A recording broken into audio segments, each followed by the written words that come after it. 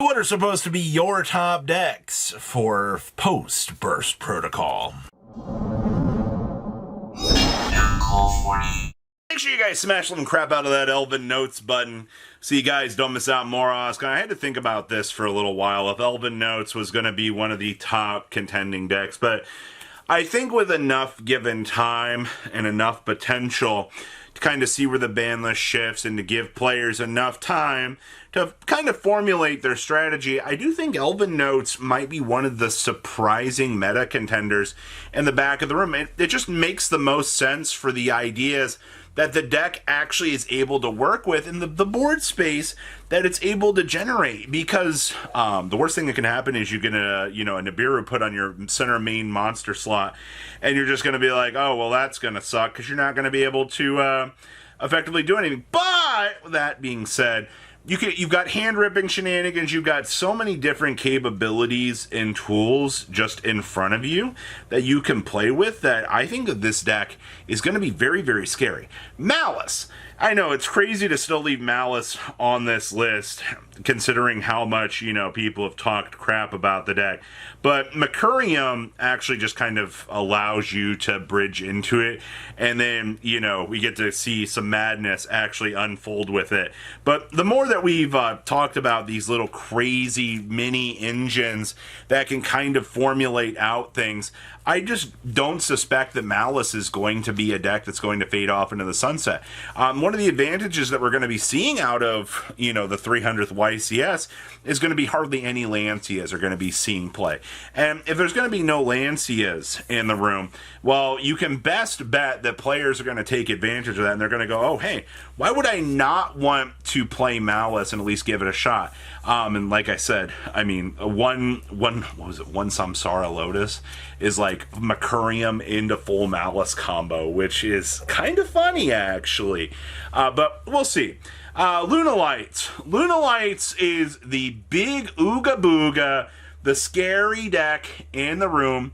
And honestly, I think it's going to potentially be one of the decks that is going to ruin players' runs at the 300th, because players just aren't respecting what this deck has to offer. And it's crazy to me that people are honestly having the thought of, oh, this deck is terrible, why would I want to play this? And it's like, well, truthfully, the reason why you want to choose to play Lunalight is because your opponent's not going to be playing Kaijus.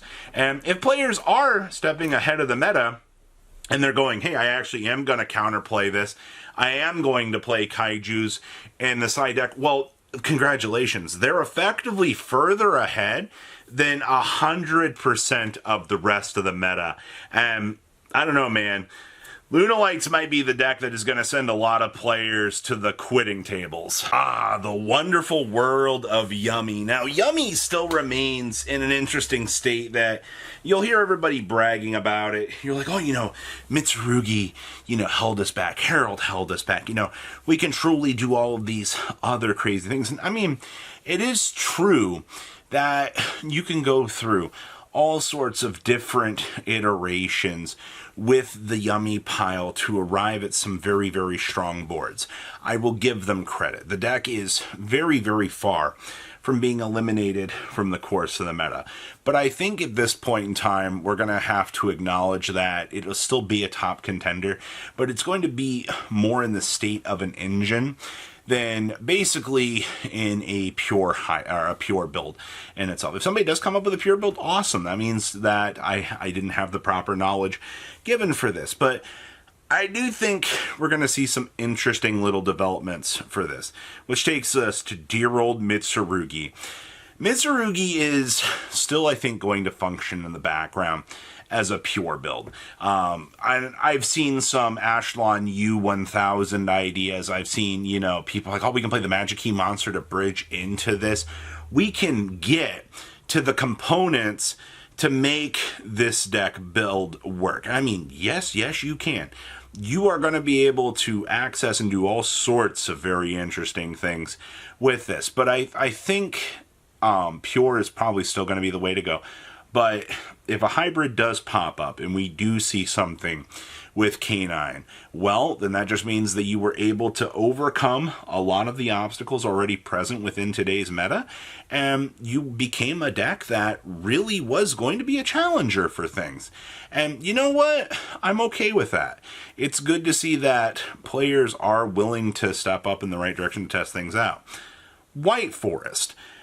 White Forest, I think, is going to be truly the wild card of this format. The minute that you take Droll and Lockbird out back, which was one of the things that was holding this deck back by a lot, and you've effectively removed 33% of Droll and Lockbirds from the meta, I think White Forest is going to get the chance to come out and do some very, very, very disgusting things to the meta. As a lot of you saw in the OCG, the deck was already starting to ramp up as a meta challenger, and that was pretty intriguing to see. I do think that there is something to this, people. If you're not going to respect White Forest as a deck kind of going forward, I think you're going to actually have some problems with the upcoming meta, at least trying to get a foothold on things to get the appropriate answers for what the meta is going to be reflecting on. So we'll see. Radiant Typhoon. So this deck still remains, I think, one of the coolest challengers in the meta. So we lost Featherstorm, which was a lot of the free win button that the deck had, but most of the OCG variants weren't even choosing to play it. I think most of the time you would see them actually analyzing and playing it. It was usually in the side deck. The Twin Storm Deities, I think, is going to be one of the reasons why this deck is actually going to be able to kind of keep up with a lot of the meta and actually be able to do things. Getting full board wipes, depending on how things go, and actually resetting your resources back into a position that you can reuse them is a lot stronger than I think players kind of think it to be. And I do think that depending on how Radiant Typhoon's going to go, having access to Droplet and Crown, both of those tools are going to be incredibly useful for the meta. And then we have Vanquish Soul. So Vanquish Soul lost 2 Holly Sues, they lost 2 Jokuls, but they brought back 2 Stake Your Soul and 2 Raws. And you effectively made some pretty decent trades. But the thing is, the deck still kind of feels like it's going to rely on its normal summon in order to kind of get things off of the ground. Now, does that mean that Vanquish Soul becomes a lot more fragile? I mean, in hindsight, you've traded some consistency for other consistency. The picture being painted right now is Vanquish Soul is just going to be a very strong deck out of the gate. It's going to be able to keep up, and instead of recycling rosin, you're just going to be recycling your Holly Sue to keep it in rotation, which it achieves the same result overall. You're just going to be, doing different levels of play lines to try to keep things going, and I think that's fine. Branded. So, Branded gets the new Fallen of White, which, by the way, is a phenomenal card. It giving you access to play around things, to keep your Branded Fusion live. Now, remember, if you do Synchro Summon, no Branded Fusion. But if your opponent does do something to try to stop the Fallen of White from resolving, then you can still slam down Branded Fusion. Remember, TCG still has multiple Branded Fusions.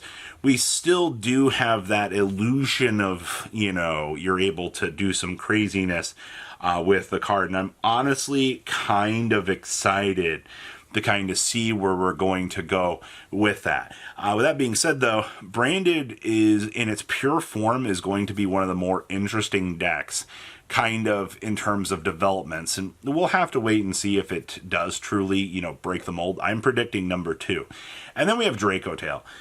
Dracotail lost a couple of big cards, but they gained the Fallen of White. They literally gained the same tools that Branded is going to be gaining here, that's going to make that build a lot more consistent, and that's going to open up, I think, a lot of doors to a lot of craziness that's really going to expand through the meta and is really going to do things. I mean, the key here is Fallen of White opens up so many different doors for what's going forward. I'm truly just expecting a lot of players to be upset with how good Dracotail's still going to be, considering the Dracotail group was telling us its deck is dead.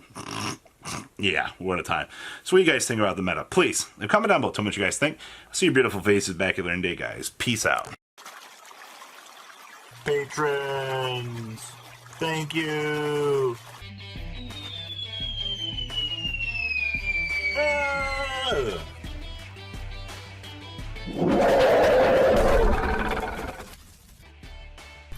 Thank you so much for watching. Check out these other videos.